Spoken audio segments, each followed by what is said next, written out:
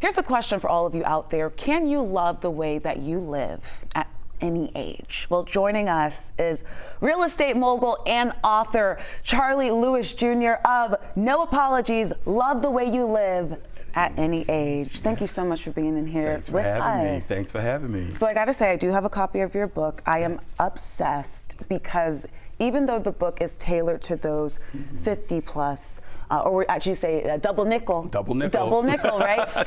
Anybody can relate to this at any age. Right. Can you talk, what is the book about and why did you decide to write this book?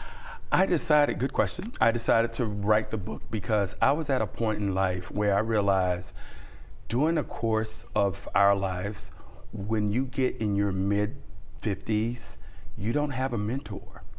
Nobody's there to tell you. When you get married, you kind of pull yourself in isolation.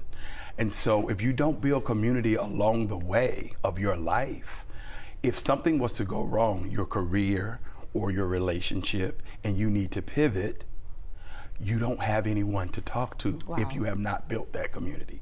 So with all the wisdom that I've gathered over the 40 years of my life, you know, from 18 on forward, I realized that, you know what, I needed to share this. As a realtor, we're almost a therapist because people come to us with all their issues and all their problems. So you bottle that up. And then also too, I do a lot of work with Howard University and a lot of kids. And I was the former past president of the Alumni Association. So with that, I meet a lot of people and I get a lot of people talking to me about a lot of issues in life. And so I know what my journey was, and I want people to live with intention. I don't want you to get to midlife and just exist. This should be, after 50, it should be your best years ever. You have the wisdom to share with people, and you also, you should know better in order to live better. So I want everybody to be able to love the way they live and not the way their neighbor are in that comparison trap. I mean, there's so much to unpack in your book. I do want to say you are Georgia native from Statesboro. You've been all around the country in several different industries, from entertainment to sports to now real estate, just really successful in the real estate industry here in Atlanta and several other places. Part of your book, it was interesting because out of all of your accomplishments, you get to 50 or AKA double nickel, wherever you are, and you said some people look at their lives and say, why am I not where I thought I was going to be? Right. And then you beat yourself up. Yes.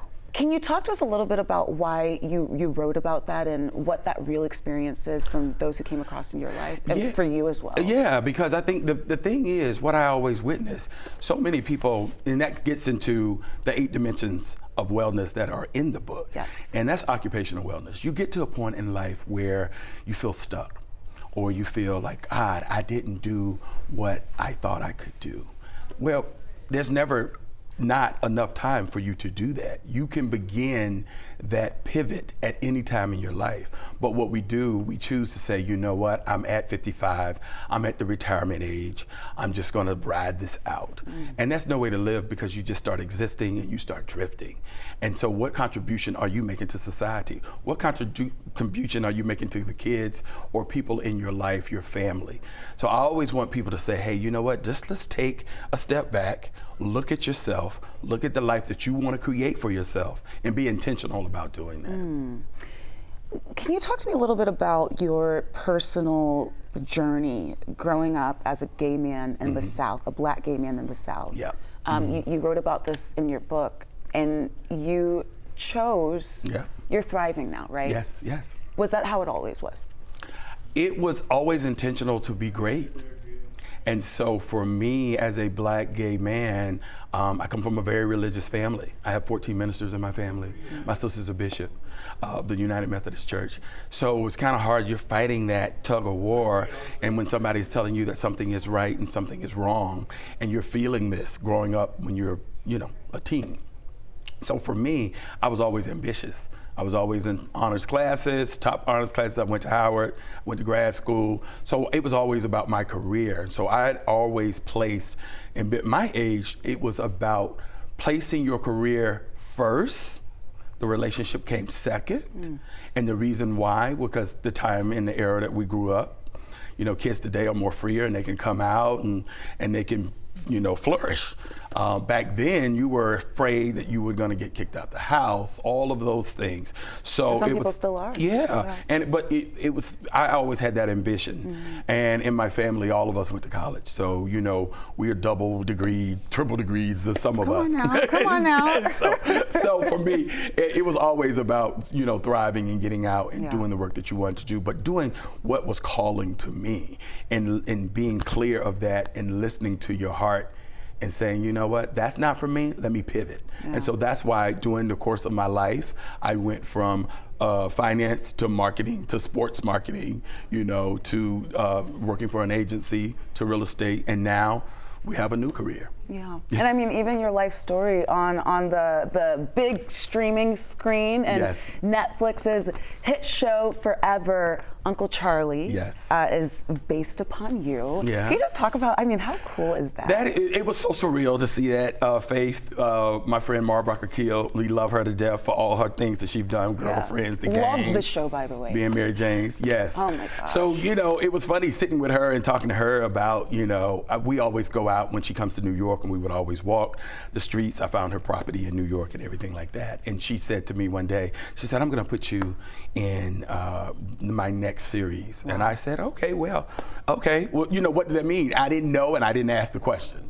And then she said she wrapped it up. And I was like, well, I guess I'm not in it, And she was just like, 5 months later, next thing you know, I get the episode and she shows it to me, and I just break down crying, because to take someone who I just met 10 years ago to see your whole life and to put it up on the big screen, to know that I care so much about the community, know that I care so much about Howard, know so much I care about the kids coming through and getting the education.